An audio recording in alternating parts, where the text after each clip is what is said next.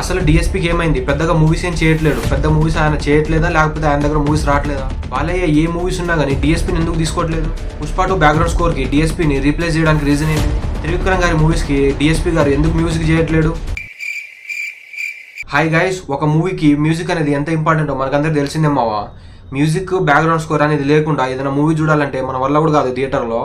అట్లాంటి మ్యూజిక్ అందించిన అండ్ మన కొన్ని దశాబ్దాల పాటు టాలీవుడ్ ఇండస్ట్రీనే ఏలిన ఒక మ్యూజిక్ డైరెక్టర్ ఇవాళ అసలు ఎవరు అంటే చాలామంది ఏమంటున్నారంటే అసలు దేనికి పనికిరాడు అనే విధంగా చాలామంది మాట్లాడుతున్నారు. డిఎస్పీ ఈ వర్డ్ వింటేనే చాలామంది నరాల్లో మ్యూజిక్ అలా పాస్ అయిపోతుంది మావా. అసలు ఎటువంటి సాంగ్స్ ఎటువంటి బ్యాక్గ్రౌండ్ స్కోర్స్ ఇచ్చిండు మనకందరికీ తెలిసిందే. కానీ ఇప్పుడు ఏమైంది? ఆయనతో వరుసగా మూవీస్ చేసుకొచ్చిన ప్రతి ఒక్క డైరెక్టర్తోని ఇప్పుడు ఆయన మూవీ చేయట్లేడు మావా. వేరే మ్యూజిక్ డైరెక్టర్ని రీప్లేస్ చేసుకుంటున్నారు. అంటే ఎవ్రీ మూవీ ఒక మ్యూజిక్ డైరెక్టర్తోనే చేయాలని రూల్ ఏం లేదు. కానీ స్టార్టింగ్ నుంచి 5-6 ఫిలిమ్స్ ఒక మ్యూజిక్ డైరెక్టర్తోనే వర్క్ చేసి లాస్ట్కి వచ్చేసరికి ఏం తేడా వస్తుందో అర్థమైతలేదు. అండ్ త్రివిక్రమ్ గారు చూసుకున్నా కానీ, బోయపాటి గారు కానీ, ఇప్పుడు సుకుమార్ గారు కూడా అలాగే అవుతుందేమో. లేకపోతే రామ్ చరణ్ గారి మూవీ డిఎస్పీ గారితో ఇంకెవరన్నా రీప్లేస్ చేస్తారేమో తెలియట్లేదు మావా. ఇంకా బాలయ్య గారి NBK 109 మూవీకి ఫస్ట్ ఇనిషియల్గా అనుకున్నది దేవిశ్రీ ప్రసాద్ గారు మావా. కానీ ప్రొడ్యూసర్ నాగవంశీ గారు దేవి వద్దు తమనని తీసుకుందామని అన్నారంట మావా. అండ్ ఆ క్లిప్ కూడా ఇక్కడ వేస్తున్నా చూడండి మీరు. నన్ను తమనా దేవి అంటే నేను తమన్ అంటాను కదా, అలానే నన్ను అడిగారు తమనా దేవి అంతా మన అయిపోయింది. అసలు ఎందుకు అలా అనాల్సి వస్తుంది?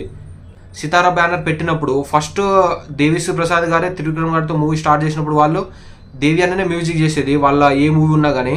కానీ లేటర్ ఆన్ వచ్చేసిన తర్వాత దేవిశ్రీ ప్రసాద్ అనే చాలా దూరం పెట్టేసారు వాళ్ళు. అండ్ అట్లాగే దిల్ రాజు గారి కాంపౌండ్ నుంచి ఏ మూవీ వచ్చినా కానీ మ్యూజిక్ అని పేరు ఉంటే అది డిఎస్పీ అనే ట్యాగ్ ఉండేది. కానీ ఇప్పుడు ఏ మూవీ అనౌన్స్ చేసినా కానీ వాళ్ళు డిఎస్పీ అనే ట్యాగ్ కనబడట్లేదు మావా అక్కడ. అది ఎందుకు? వాళ్ళు తీసే మూవీకి ఆ రేంజ్ అవుట్పుట్లు దేవిశ్రీ ప్రసాద్ అన్న ఇస్తలేడా, లేకపోతే ఇంకేమైనా రీజన్ ఉందా?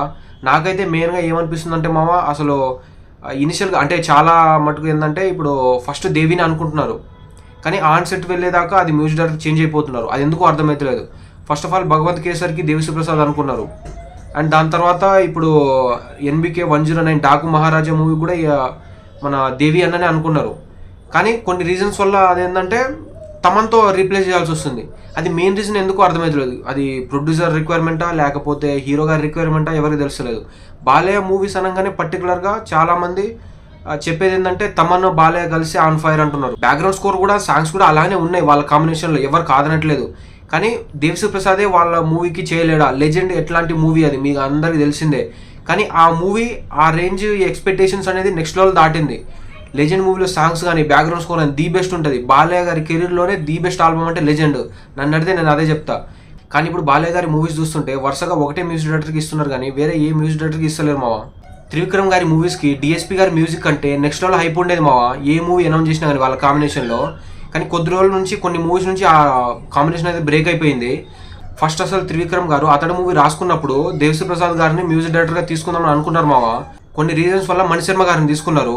దాని తర్వాత మణిశర్మ గారిని తీసుకున్న తర్వాత అవుట్పుట్ సరిగా లేదనో ఏమో తెలియదు, కానీ మళ్ళీ దేవి అన్న రీప్లేస్ చేద్దామని వాళ్ళు అడగడానికి వెళ్తే అంత పెద్ద మ్యూజిక్ డైరెక్టర్ ఆయన చేస్తున్నారు కాబట్టి నేను ఆ మూవీ చేయడం చాలా కష్టం, నేను అది చేయలేనని చెప్పి ఒక మంచి మనసుతో చెప్పారు మావా. అది అతడు మూవీ రిలీజ్ అయ్యే టైంకి దేవిశ్రీ ప్రసాద్ గారు 3-4 మూవీసే చేసి ఉన్నారు. అది అప్పుడు ఆయన చేసుంటే మాత్రం ఆయన కెరీర్ ఇంకా నెక్స్ట్ లెవెల్ ఉండేది. అసలు కెరీర్ స్టార్టింగ్లోనే పెద్ద పెద్ద డైరెక్టర్స్తోని పెద్ద పెద్ద స్టార్స్తో వర్క్ చేసిండు ఆయన. పెద్ద పెద్ద మూవీస్ అన్నీ వచ్చినాయి. త్రివిక్రమ్ గారు అండ్ దేవిశ్రీ ప్రసాద్ గారు వాళ్ళిద్దరి కాంబినేషన్ సన్ ఆఫ్ సత్యమూర్తి నుంచి మళ్ళీ మూవీ ఇంకా సెట్ అవ్వలేదు మావా.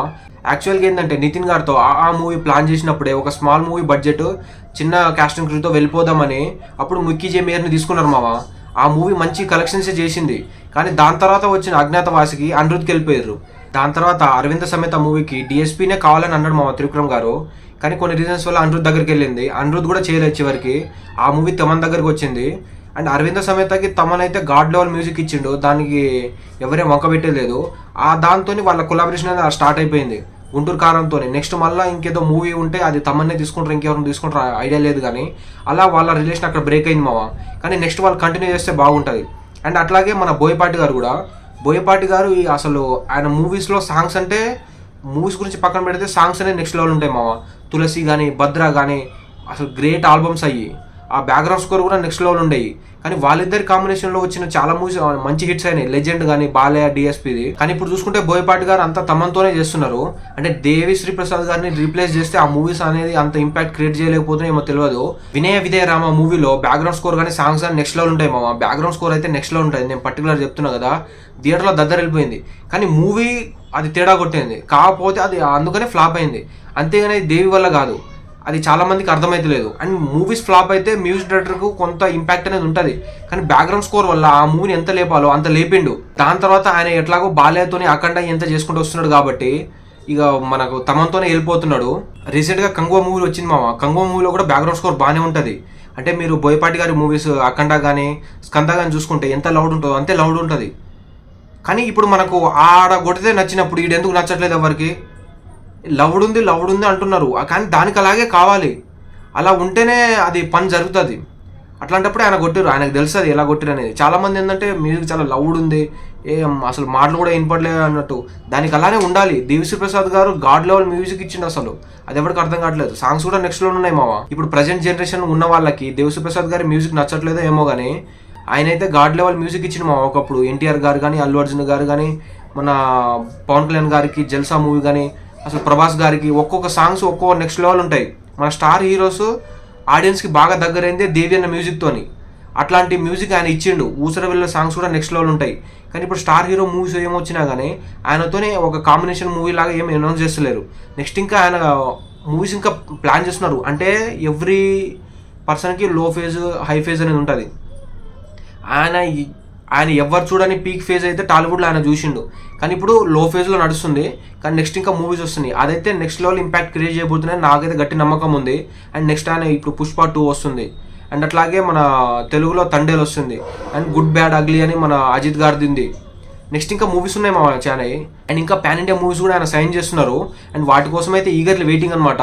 నేనైతే ఆయన మూవీస్ కోసం ఈగర్లీ వెయిటింగ్. అండ్ మీకు ఈ వీడియో ఎలా అనిపించిందో కింద కామెంట్ చేసి సబ్స్క్రైబ్ చేసుకుని వెళ్ళండి మావా. ఎంతో కష్టపడి ఒక వీడియో చేస్తున్నాం కదా, దాన్ని మీరు సపోర్ట్ చేసి ఎంకరేజ్ చేస్తే ఇట్లాంటి వీడియోస్ ఇంకా వస్తూనే ఉంటాయి. తమ్నైల్ ఎడిట్ చేసి, వీడియో ఎడిట్ చేసి, తమ్నైల్ ఎడిటర్ని పెట్టి ఆయనకు ఎంతో డబ్బులు ఇచ్చి ఎంత చేసినప్పుడు మీరు ఎంతో అంత బూస్టప్ అనేది ఇస్తే మీరు వీడియో ఎండ్ దాకా చూసి సబ్స్క్రైబ్, లైక్ చేస్తే, కామెంట్ చేస్తే వీడియో ఎలా ఉందనేది ఇంకా హెల్ప్ అవుతుంది మావా. అండ్ ఇట్లాంటి వీడియోస్ కోసం కింద కామెంట్ చేయండి. Thank you.